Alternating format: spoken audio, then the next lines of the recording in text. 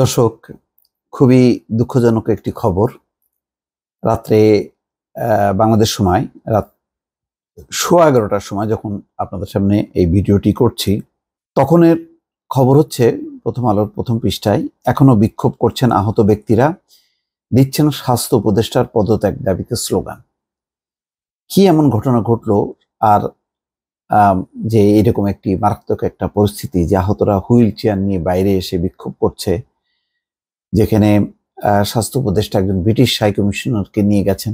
নিশ্চয়ই ব্রিটিশরা তারা হয়তো বিপুল পরিমাণ আহত ব্যক্তি তাদের জন্য একটা অনুদান ঘোষণা করত, ভালো চিকিৎসার ব্যবস্থা করত।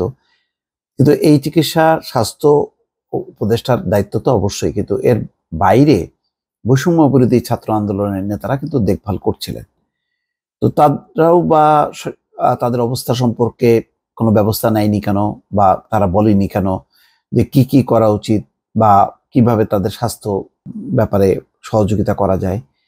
এগুলির ব্যাপারে খুবই ধোঁয়াশা। হঠাৎ করে যদি বিক্ষোভে ফেটে পড়ে এবং সেটা নিয়ে একটা অপ্রীতিকর একটি পরিস্থিতি, আমি অপ্রীতিকরই বলবো, কেননা গাড়ির উপরে তারা লাফিয়েছে, শুয়ে পড়েছে এবং বাধ্য হয়েছে ব্রিটিশ হাই কমিশনার এবং স্বাস্থ্য উপদেষ্টা গাড়ি থেকে বের হয়ে অন্য গাড়িতে চলে যেতে। তারপরেও সেই বিক্ষোভ, সমস্ত আহতরা বের হয়ে এসে তারা রাস্তার মধ্যে বিক্ষোভ করছে। এটা তার মানে খুবই নাজুক অবস্থা এবং একেবারেই দিশেহারা অবস্থা। অর্থাৎ একটা সিস্টেম ভেঙে পড়লে যা হয়, অন্তত এই শিরোনাম বা এই ঘটনা প্রবাহ দেখলে কিন্তু সেটাই মনে হচ্ছে। এখানে বলা হচ্ছে স্বাস্থ্য উপদেষ্টা নূরজাহান বেগমের পদত্যাগের দাবিতে রাজধানীর জাতীয় অর্থোপেডিক হাসপাতাল ও পুনর্বাসন প্রতিষ্ঠানের সামনে, অর্থাৎ পঙ্গু হাসপাতালের সামনে বিক্ষোভ করছেন জুলাই আগস্ট আন্দোলনে আহত ব্যক্তিরা। আজ বুধবার রাত 9টায় এই প্রতিবেদন লেখা পর্যন্ত পঙ্গু হাসপাতালের সামনে রাস্তায় বসে স্বাস্থ্য উপদেষ্টার পদত্যাগ দাবিতে স্লোগান দিচ্ছেন তারা। আহত ব্যক্তিরা বলছেন স্বাস্থ্য উপদেষ্টার পদত্যাগ করতে হবে, দাবি না মানা পর্যন্ত রাস্তা ছাড়বেন না তারা। অন্য উপদেষ্টারা গেলে তাদের সামনে দাবি দাওয়া তুলে ধরবেন। কিন্তু আমি আবার দেখছিলাম যে স্ক্রলে যে স্বাস্থ্য উপদেষ্টা, তারপরে তথ্য উপদেষ্টা এবং ক্রীড়া উপদেষ্টা অর্থাৎ নাহিদ ইসলাম, আসিফ মাহমুদ এবং স্বাস্থ্য উপদেষ্টা নূরজাহান বেগমকে তাদের সামনে আসতে হবে এবং একটা আশ্বাস দিতে হবে। আহত ব্যক্তিরা সড়ক অবস্থান নিয়ে বিক্ষোভ করায় আগারগাঁও থেকে শ্যামলী সড়কে যান চলাচল বন্ধ হয়ে গেছে। এতে ওই এলাকায় যানজট তৈরি হয়েছে। পুলিশ ঘটনাস্থলে গিয়ে পরিস্থিতি নিয়ন্ত্রণের চেষ্টা করছে।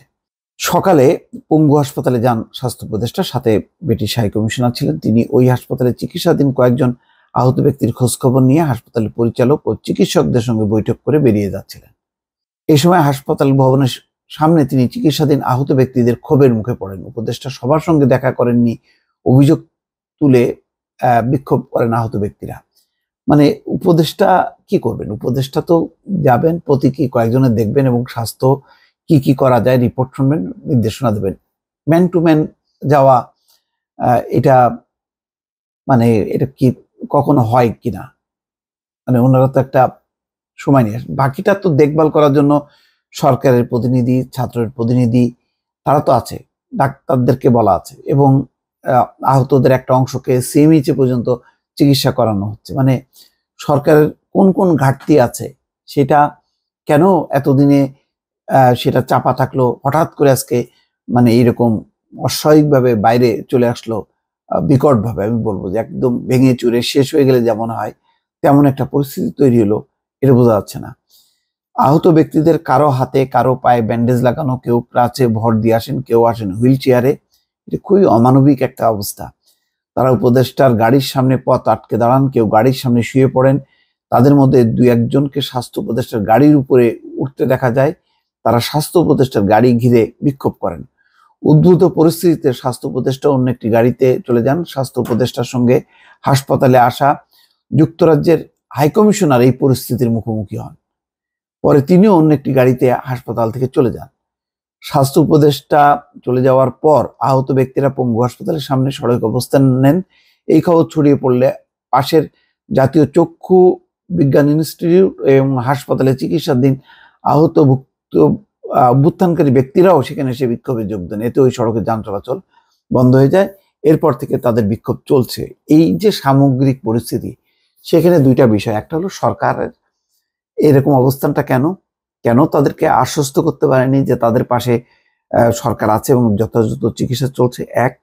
2 নম্বর হচ্ছে তাদের একটা দেখভালের, আহতদের ব্যাপারে একটা ফাউন্ডেশনও করা হয়েছে, যার সম্ভবত দায়িত্বে আছেন সার্জিস আলম।